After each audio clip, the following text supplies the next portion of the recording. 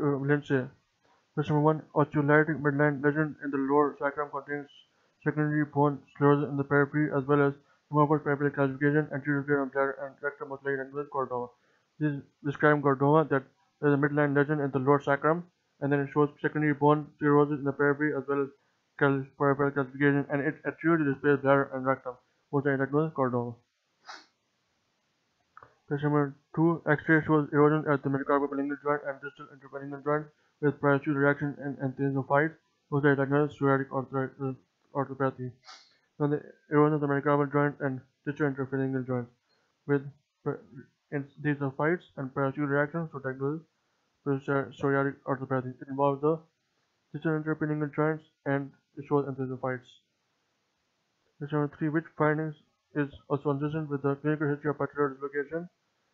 Bone edema involving the middle facet of the patella and lateral femoral condyle. In patellar dislocation history, there will be bone edema of the patella, middle facet of the patella, and lateral femoral condyle. Now, question number 4.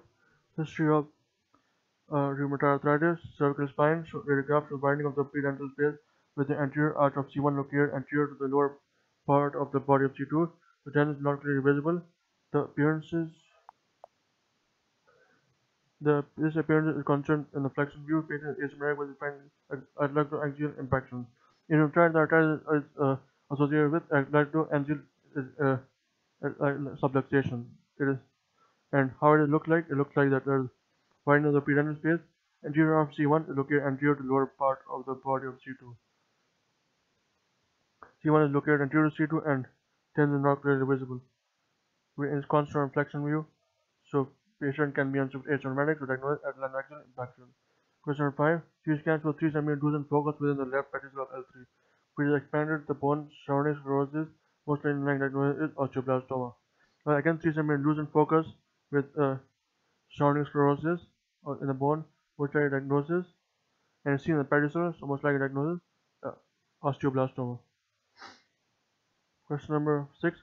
Eastern expansile lucent lesion without a sclerotic margin but with a narrow zone of transition in the distal femoral metaphysis.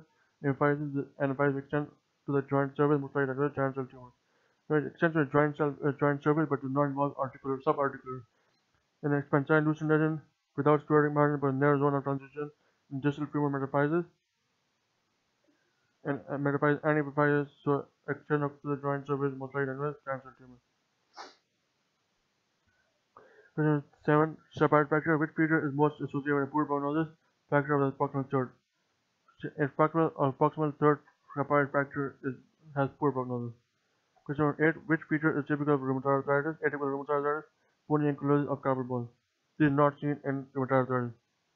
Bony ankylosing of carpal bone is not seen in rheumatoid arthritis. So atypical rheumatoid arthritis, bony ankylosing of carpal bone, which all are seen in rheumatoid arthritis. This A, B, C, E are seen in rheumatoid arthritis. Question number 9.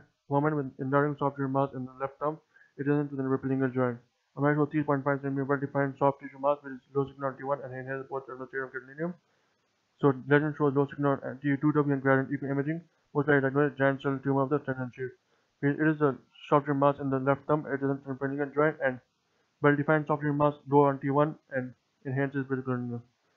So this all shows giant cell tumor of the tendon sheath. Correct? Number 10. Granule crest is against the ski ball. Ski injury is undercardial ligament damage. When skiing injury is undercardial ligament damage. Abundant fracture of the base of the proximal phalanx is noted on radiograph of the thumb, which structure has been injured along with cardiac ligament. Ski injury is undercardial ligament damage.